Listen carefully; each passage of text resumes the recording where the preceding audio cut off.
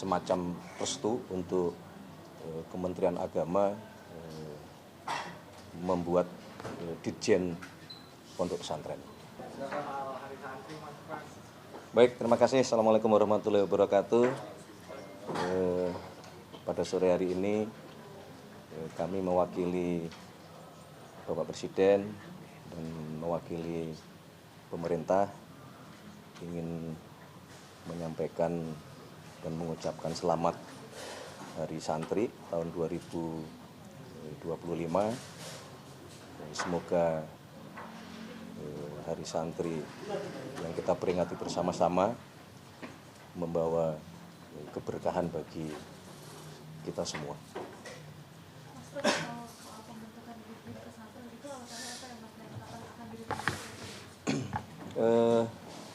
Baik, berkenaan dengan masalah izin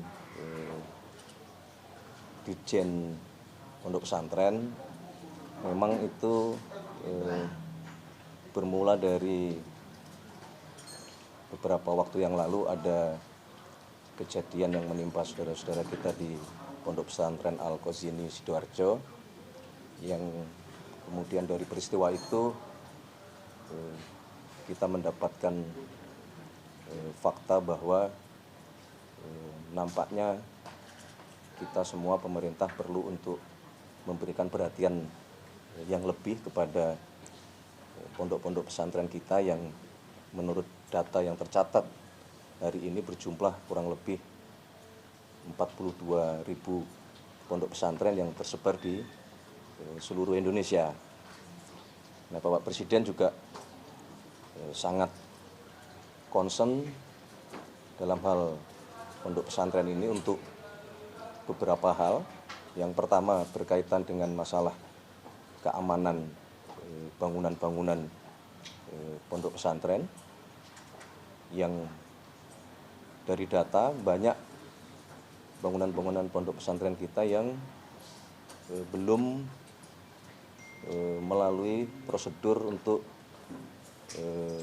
dari sisi keamanan, sehingga Bapak Presiden memberikan petunjuk untuk kepada kita yang diwakili oleh Kementerian PU untuk melakukan asesmen terhadap bangunan-bangunan pondok pesantren kita dari sisi keamanan secara teknis, termasuk kemudian beliau menyampaikan bahwa tidak hanya pondok pesantren tetapi juga lembaga-lembaga pendidikan berbasis agama yang lain, termasuk rumah-rumah ibadah, baik masjid, musola, kemudian gereja dan rumah-rumah ibadah yang lain, untuk dipastikan dari sisi teknis sipil keamanannya itu memenuhi standar-standar minimal.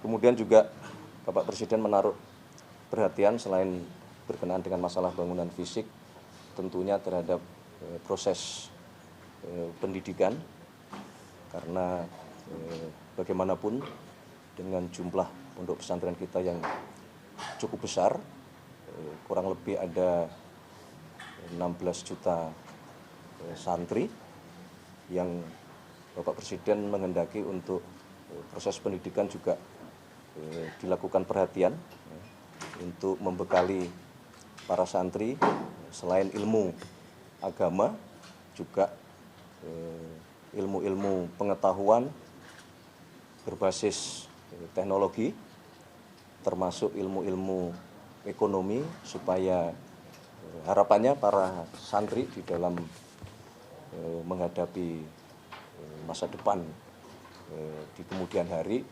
memiliki bekal yang cukup lengkap, tidak hanya dari sisi akhlak dan keagamaan, tetapi juga kemampuan beradaptasi terhadap perkembangan teknologi, termasuk ilmu-ilmu ekonomi. Jadi itu beberapa hal yang menjadi concern dari Bapak Presiden yang diperintahkan kepada kita jajaran terkait untuk kemudian beliau memberikan semacam restu untuk Kementerian Agama membuat Ditjen Pondok Pesantren. Termasuk untuk pengawasan aktivitas di pondok pesantren di luar aktivitas pendidikan itu juga jadi concern, Mas. Karena kan banyak narasi juga yang beredar masalah para santri dilibatkan dalam pembangunan ponpes dan semacamnya, itu apakah juga masuk dalam pengawasan dari dalam ada dirjen itu? Ya, tentunya itu menjadi salah satu ya. Kalau tadi kita bicara beberapa fakta, tentu pengawasan menjadi salah satu faktornya. Maka kemudian pemerintah atas petunjuk Bapak Presiden, kemudian kita berencana membuat program dan sekarang sedang dijalankan oleh Kementerian PU untuk melatih para santri yang berasal dari pondok pesantren masing-masing untuk dilakukan pembekalan keilmuan minimal di bidang bangunan, konstruksi maupun sipil yang harapannya ketika ada proses-proses pembangunan di setiap pondok pesantren masing-masing, ada beberapa santri yang memiliki keilmuan dalam hal pendirian bangunan-bangunan. Itu. Terima kasih. Cukup.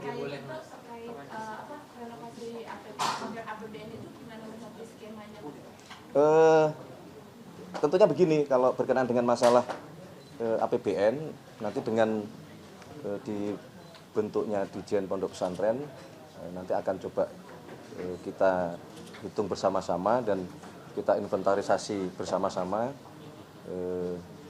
mana yang secara status itu memungkinkan, dan tentu kita melihat kemampuan dari keuangan negara ya, dalam hal ini APBN, manakala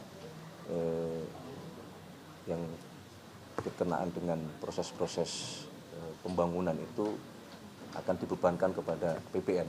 Jadi nanti kita tunggu, kita hitung bersama-sama dulu. Itu untuk seluruh pondok pesantren atau hanya pondok pesantren di daerah-daerah tertentu aja?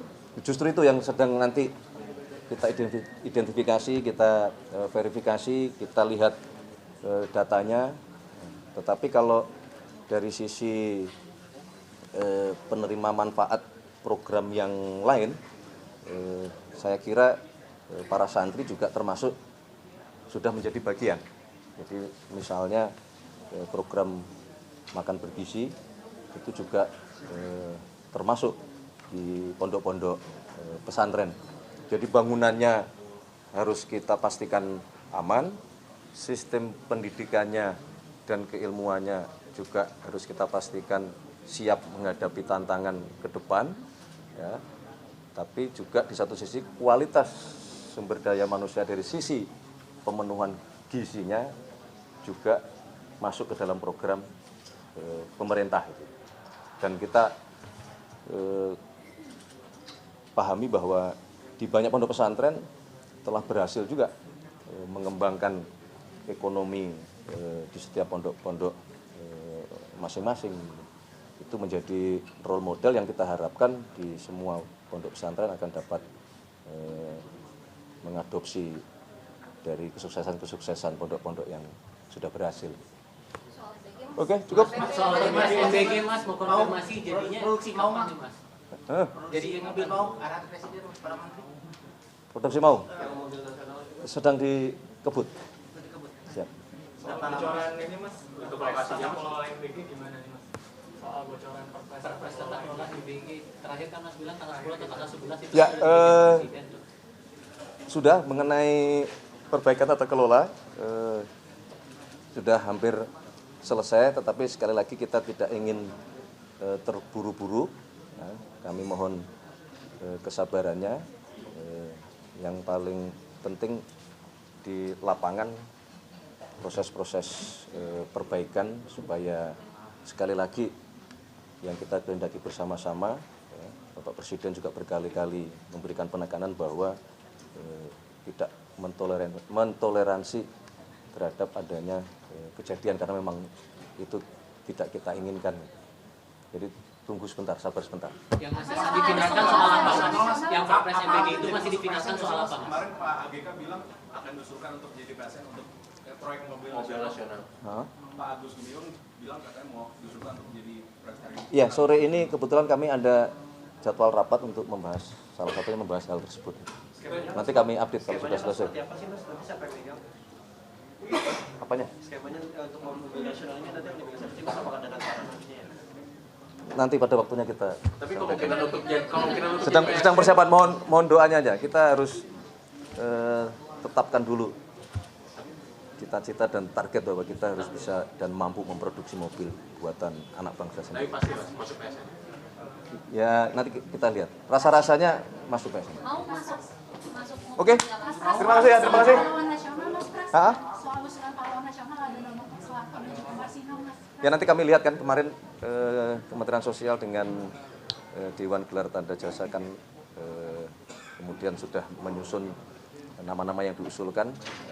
Kami belum menerima secara resmi, nanti kalau sudah kami terima nanti akan segera kita pelajari. Ketika ada sesuatu yang tidak benar, kita suarakan. Ya bagaimana semua terangin dia sedungu ini. Ini manusia pecundang yang sangat merugikan bangsa kita ini. Saatnya jadi member eksklusif di channel YouTube Official ID. Tantang lagi para tambah sumpah di atas Al-Quran. Dia pengen masuk TV. Konten premium yang tidak tayang di TV. Live interaction. Halo pemirsa Ayu, sini baru selesai. Emoji dan badge spesial. Reakses konten pilihan. Klik YouTube Official iNews. Join member hanya Rp10.000 per bulan.